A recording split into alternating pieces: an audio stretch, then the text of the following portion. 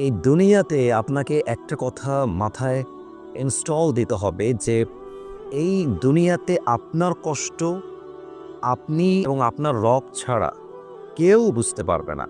আপনার ফ্রেন্ড, আপনার সবচেয়ে কাছের আপন মানুষ, আপনার ওয়াইফ, আপনার ফ্যামিলি মেম্বার্স, পৃথিবীর কেউ আপনি যে পেইনে আছেন, আপনি যে কষ্টে আছেন, আপনি যে আঘাতের মধ্য দিয়ে যাচ্ছেন, nobody is able to understand your pain.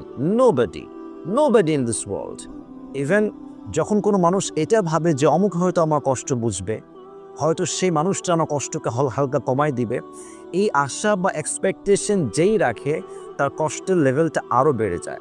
অতএব যদি আপনি আপনার কষ্টকে হালকা করতে চান, মানুষ আপনার কষ্ট বুঝবে, অমুকে আপনার কষ্টে সাথী হবে, এই চিন্তা বাদ দিয়ে দেন। আপনার কষ্ট আপনি এবং আপনার আল্লাহ ছাড়া দুনিয়ার কেউ বুঝবে না, এটাকে কেউ ফিল করতে পারবে না। এটা যত বিশ্বাস করতে পারবেন, দেখবেন আপনার জীবনে আপনি তত বেশি সুখী হবেন ইনশাআল্লাহ তাআলা।